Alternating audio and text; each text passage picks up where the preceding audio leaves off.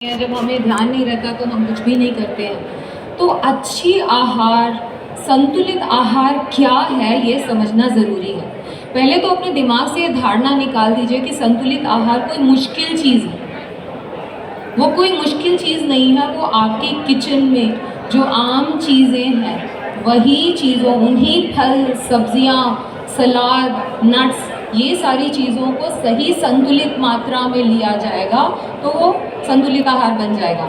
अब आप जैसे ही नेट पे जाते हैं, इंटरनेट पे जाते हैं, आजकल सोशल मीडिया का ज़माना है, तो सोशल मीडिया में यहाँ पर तो मैं काफ़ी बुज़ुर्गों को देख रही हूँ, जो यंग लोग हैं वो ज़्यादातर नेट पे जाते हैं और फिर पढ़ना शुरू करते हैं कि भाई संतुलित आहार और हेल्दी डाइट का मतलब है कुछ, अभी डेंगू आएगा तो सब लोग कीवी फ्रूट खाना शुरू कर देंगे, नारियल पानी का पूरा बहाव शुरू हो जाएगा, जबकि हमारे दिल्ली में तो नारियल मतलब है भी नहीं, ओशन सी नहीं है तो हमारे पास है नहीं, लेकिन हम वो महंगी महंगी चीज़ें इस्तेमाल करना शुरू करेंगे, किनोआ इस्तेमाल करना शुरू कर देंगे।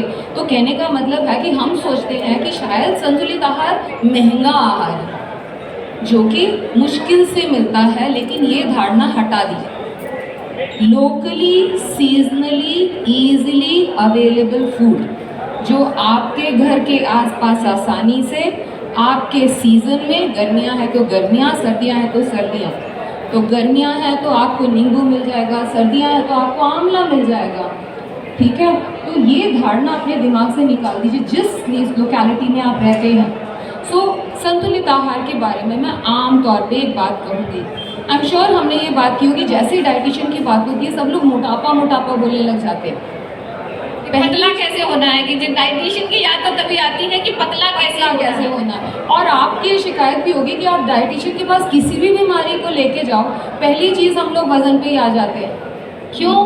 क्योंकि वजन से ही रिलेटेड है बीपी, वजन से ही रिलेटेड है शुगर, वजन से ही रिलेटेड है हार्ट की प्रॉब्लम, वजन से रिलेटेड है स्टोन्स, सांस की दिक्कत, जितनी कम से कम नहीं तो 100 बीमारियां ऐसी हैं जो वज़न से रिलेटेड है। तो अगर आपने जड़ पे काम कर लिया, आपने अपने वज़न पे काम कर लिया सही तरीके से, अगेन जैसे ही वेट लॉस की बात आती है बहुत सारी उसमें भी फैट डाइट्स हैं, ये छोड़ दो, ये छोड़ दो, ये छोड़ दो, सब छोड़ दो, वो 2-3 महीने का काम होता है, उसके बाद फिर हम ले दे के भाग के 3 बात वहीं आ जाते हैं।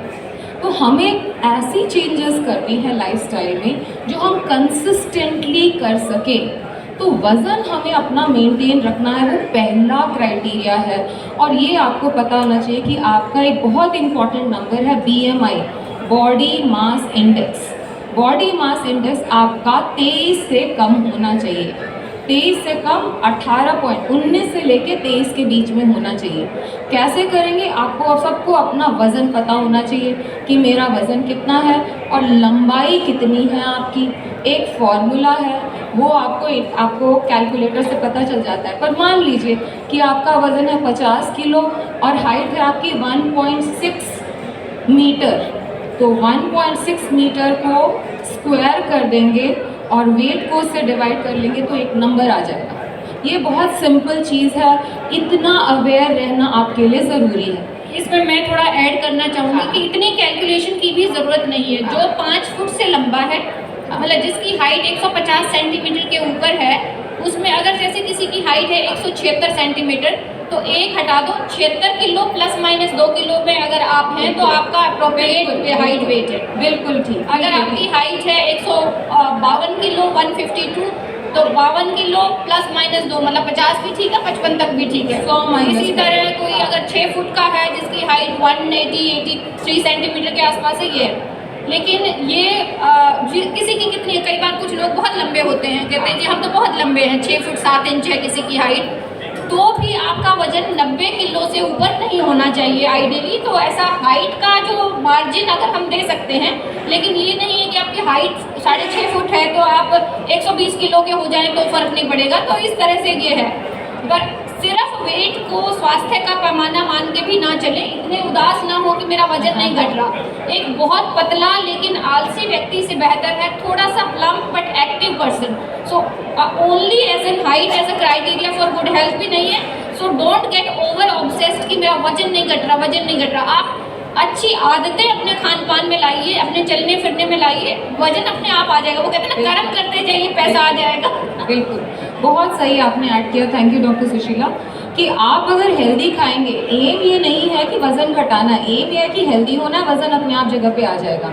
तो अब उसमें आपको क्या करना है, तो पहले समझ लीजिए कि आपकी डाइट में फूड ग्रुप्स होते हैं, यानी खाने की इम्पॉर्टेंट चीज़। सबसे पहले अनाज, तो हमारे देश में हम लोग बहुत ज़्यादा अनाज जिसमें कार्बोहाइड्रेट होते हैं खाते हैं। तो अनाजों में क्या आता है, चावल, ज्वार, बाजरा, आटा, मकई, ये सारे अनाज हैं, ठीक है। अब ये अनाज हमें ऐसे खाने हैं जो कि बहुत रिफाइंड ना हो। वही आटा बहुत महीन हो गया तो मैदा हो गया, तो मैदे की चीज़ें, ज़्यादा प्रोसेस चीज़ें। चावल हमारे, अगर आप बाहर जाएं तो पारबॉइल्ड राइस, उसीना चावल बोलते हैं, ये बढ़िया है क्योंकि इसमें सारे विटामिन मिनरल होते हैं, ठीक है। हम लोग आटे को पहले टाइम में छानते थे तो कुछ छान निकलती थी, अब कोई छान नहीं निकलती क्योंकि आटा इतना महीन पिसा हुआ है। ओट्स है, ओट्स भी आसानी से मिल जाता है आपको। और मिलेट जो है, जिनको मोटा अनाज बोला जाता है, रागी, ज्वार, बाजरा, ये अपने डाइट में इस्तेमाल करना शुरू कीजिए। कोई फैंसी चीज़ आपको लेने की ज़रूरत नहीं है। दूसरी बात, इसको थोड़ा कम कीजिए। अगर आप 4 या 5, आमतौर पे हमने देखा है कि हम रोटी सब्जी से ही पेट भर लेते हैं, तो अगर आप 4 रोटी खाते हैं तो रोटी और अनाज को कम कीजिए और बाकी फूड ग्रुप को बढ़ाइए। तो पहली चीज़, कॉम्प्लेक्स कार्बोहाइड्रेट यानी रिफाइंड आपको अनाज नहीं खाना है, कम करना है। इसी में आता है, हमें पता ही नहीं चलता हम रस खा रहे हैं, बिस्किट खा रहे हैं, कुकीज़ खा रहे हैं, सुबह उठते साथ ही चाय के साथ रस खा रहे हैं, नाश्ते में हम ब्रेड खा रहे हैं, और जितनी भी बेकरी की आइटम्स हैं उसमें